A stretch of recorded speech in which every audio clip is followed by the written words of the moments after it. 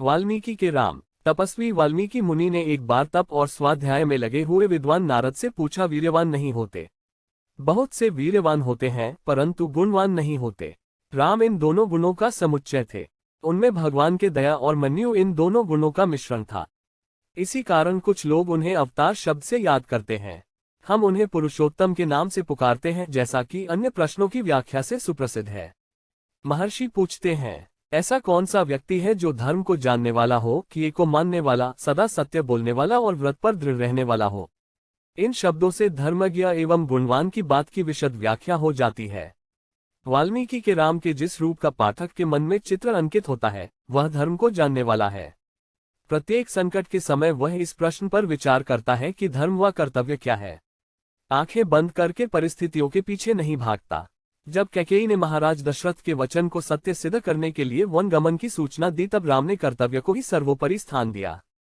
जब भरत उन्हें वन से लौटाने के लिए गए और मंत्रियों तक ने उन्हें अयोध्या लौटने की प्रेरणा की, तब भी उन्होंने कर्तव्य को सर्वोपरि रखा। जब जाबाल ने उनके समक्ष पार्थिव प्रलोभन रखकर तर्क वितर्क के द्वारा उनका घर लौटना समुचित सिद्ध करने की चेष्टा की, तब उन्होंने जो उत्तर दिए वे धर्म के इतिहास में सदैव स्वर्णाक्षरों में अंकित रहेंगे। उन्होंने कहा, अपने को वीर कहलाने वाला व्यक्ति कुलीन है या कुलीन है, पवित्र है या अपवित्र, यह उसके चरित्र से ही विदित हो सकता है। यदि मैं धर्म का ढोंग करूं परंतु आचरण करूं धर्म के विरुद्ध, तो कैसे समझदार पुरुष मेरा मान करेगा। उस दशा में मैं कुल का कलंक ही माना जाऊंगा।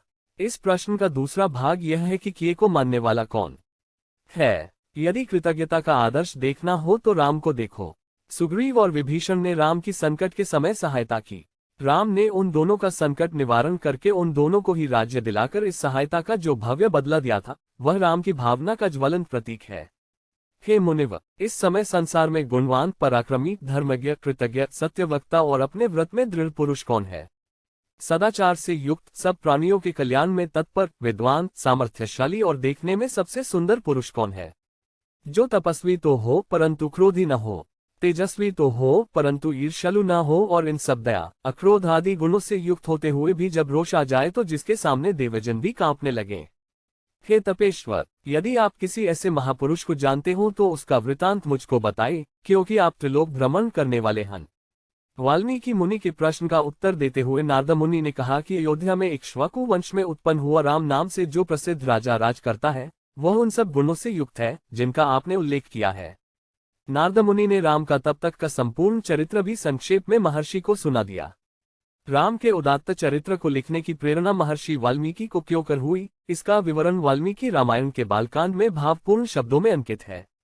वियोगजन्य क्रोंच पक्षी के करुणक्रंदन से द्रवीभूत हुए महर्षि के मुख से निकली मां निषाद, ये छंदोबद्ध पंक्तियां ही रामायण की रचना का प्रेरक कारण बनी। अपनी रामायण में महर्षि ने उपर्युक्त सब प्रश्नों का विस्तार से उत्तर दिया है जो उन्होंने नारद मुनि से किए थे। राम के पावन चरित्र का जितना अच्छा और संक्षिप्त विवरण उन प्रश्नों में है, उतना अन्यत्र मिलना कठिन है। सारी रामायण को उन्हीं प्रश्नों की विशद व्याख्या कह सकते हैं। उन प्रश्नों को एक एक करके लेते जाए और राम कथा से उनका उत्तर लेते जाए। पहला प्रश्न यह है कि ऐसा व्यक्ति कौन सा है जो गुणवान भी हो और पराक्रमी भी। यह बड़ा व्यापक प्रश्न है। बहुत से व्यक्ति गुणवान होते हैं परंतु वीर्यवान नहीं होते। बहुत से वीर्यवान होते हैं परंतु गुणवान नहीं होते। राम इन दोनों गुणों का समुच्चय थे। उनमें भगवान के दया और मन्यु इन दोनों गुणों का मिश्रण था। इसी कारण कुछ लोग उन्हें अवतार शब्द से याद करते हैं। हम उन्हें पुरुषोत्तम के नाम से पुकारते हैं, जैसा कि अन्य प्रश्नों की व्याख्या से सुप्रसिद्ध है। महर्षि पूछते हैं, ऐसा कौन सा व्यक्ति है जो धर्म को जानने वाला हो, किए को मानने वाला, सदा सत्य बोलने वाला और व्रत पर दृढ़ रहने वाला हो। इन शब्दों से धर्मज्ञ एवं गुणवान की बात की विशद व्याख्या हो जाती है। वाल्मीकि के राम के जिस रूप का पाठक के मन में चित्र अंकित होता है, वह धर्म को जानने वाला है।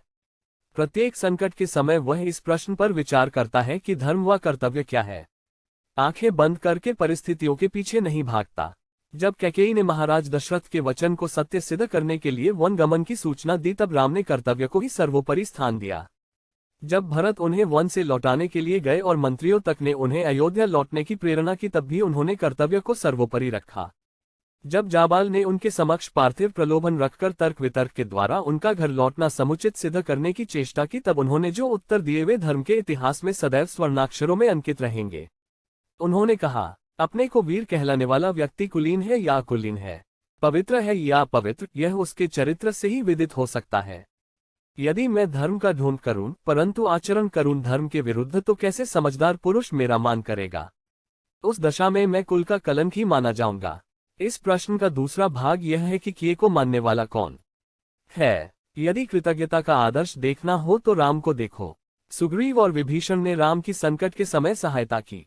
राम ने उन दोनों का संकट निवारण करके उन दोनों को ही राज्य दिलाकर इस सहायता का जो भव्य बदला दिया था, वह राम की भावना का ज्वलंत प्रतीक है।